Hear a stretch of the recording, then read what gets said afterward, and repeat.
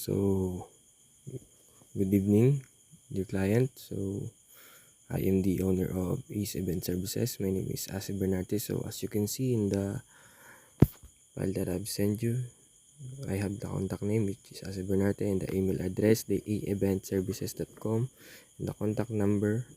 And so here is the letter. So, let's read it. So, dear Miss Anchos, warm greeting. Ace Event Services is honored to submit this comprehensive event concept and formal proposal for academic seminar entitled Aviation Infrastructure and Accessibility to Drive Tourism Growth organized for tourism students of Region 7. This proposal is developed in response to a request for a professional managed large-scale seminar to held Pampanga June 10, 13, 2016.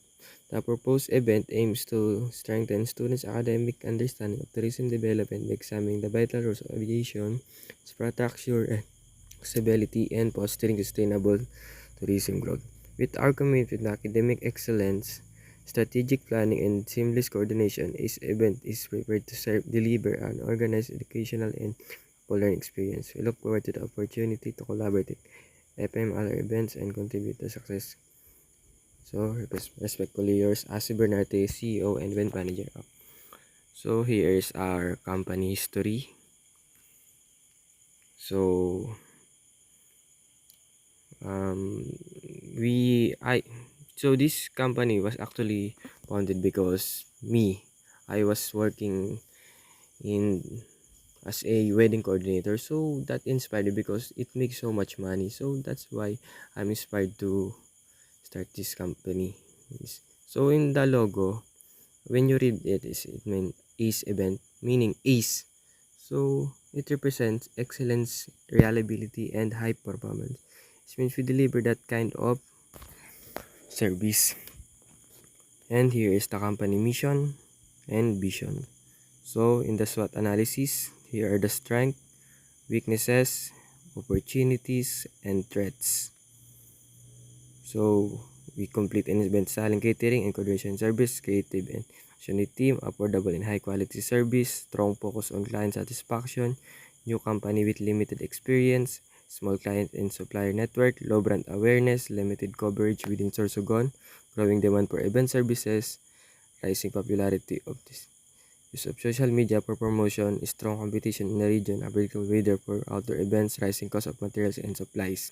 So here is our organizational structure. So as Bernard as the general manager, as M. Taulaba as the assistant manager, Sarah B. Discaya as the finance department, and Clarence P. Pulgoso as the creativity and design department, and Mark K. Baroka, logistics department, and Case O.T. Patio as the food and beverage department. So here is their duties and responsibility. As you can see in the photo, I will not read that because that will gladly take up our time. So let's proceed to the event concept. So the event concept is titled Tourism Conference Team Aviation Infrastructure and Accessibility to Drive Tourism Growth 4 days and 3 nights. 1,000 packs. What? National Tourism and Aviation Conference 2006. Who? Tourism students and the tourism educators from Region 7. And when? June 10, 13, 2026. Where? Clark Major Marriott Hotel, Clark International Airport Area, and SMX Convention Center, Clark, Pampanga, Philippines. Why? To provide tourism students with in-depth knowledge and understanding of how aviation development, infrastructure planning, and accessibility to contribute sustainable tourism growth and destination competitiveness in the Philippines. Conduct a 4-day national tourism conference featuring seminars, expert lecture, panel discussion, on-site visits, and academic forums focusing on the transportation, infrastructure, and accessibility and tourism destination. Objective is at the end of the 4-day conference, the participants should be able to understand the role of aviation in expanding tourism markets and improving destination. Identify the importance of infrastructure development in supporting tourism growth. Analyze how accessibility influences tourism, mobility, inclusivity, and destination appeal. Recognize the relation between transportation system and sustainable development. Apply acquired knowledge in the discussion, research, and the future tourism. So here is the power plan. So the seminars will be held at the SMX Convention Center, Clark clerk. So this program will be accommodating 1,000 expected 1,000 packs.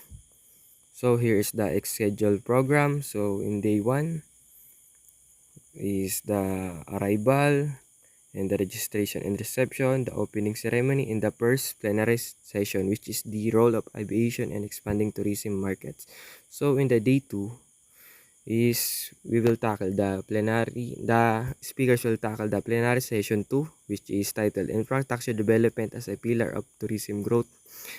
And we will having breakout session, which is airport infrastructure planning, tourism transport system, smart infrastructure for tourism.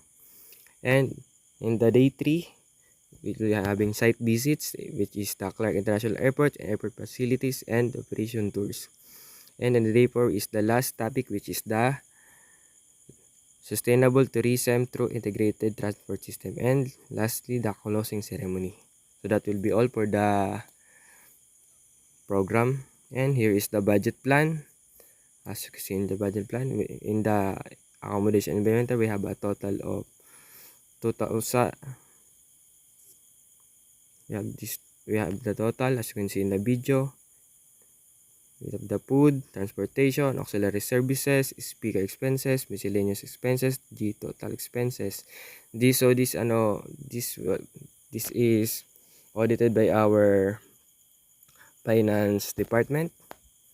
So here is in the live-in, which is 10,967.40, in the live-out 8,916, and the difference yan. So that will also.